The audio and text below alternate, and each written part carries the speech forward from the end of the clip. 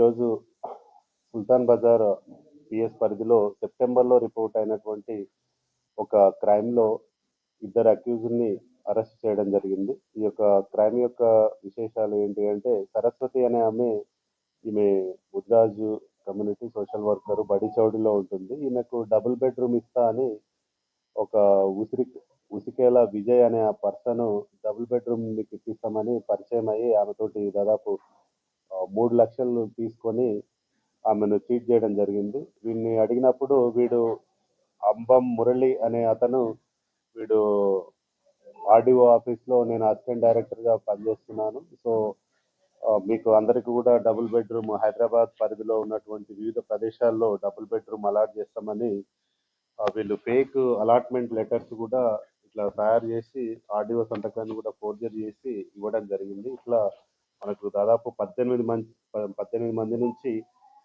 39 lakhs వసూలు చేశారు 18 members నుంచి.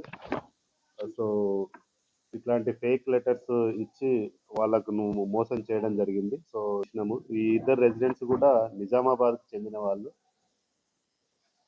ఇందులో వీళ్ళని అరెస్ట్ చేయడానికి దాదాపు లాస్ట్ 3 months నుంచి మన ఏసీపీ సుల్తాన్ బజార్ మట్టయ్య మరియు SHO Sultan Bazaar and DI Sultan Bazaar వీళ్ళ క్రైమ్ టీం అందరు కూడా శాయశక్తుల ప్రయత్నించి మనకు నిజామాబాద్లో వీళ్ళు తప్పించుకొని తిరుగుతున్నప్పుడు అక్కడికి వెళ్ళి వీళ్ళని పట్టుకొని రావడం జరిగింది.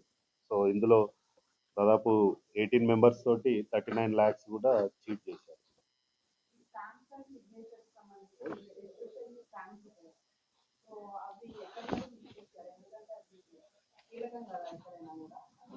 ఈ స్టాంప్స్ కూడా వీళ్ళు అంతా ఏంటి అంటే ఒక కుమ్మక్ అయిపోయి ఎక్కడ నుండి నిజామాబాద్లో తయారు చేసినట్టు తెలుస్తుంది. సో ఈ నిజామాబాద్లో కూడా ఆ స్టాంప్ వెండర్ ఎవరైతే తయారు చేసారో వాళ్ళని కూడా నెక్స్ట్ అరెస్ట్ చేస్తారు. గవర్నమెంట్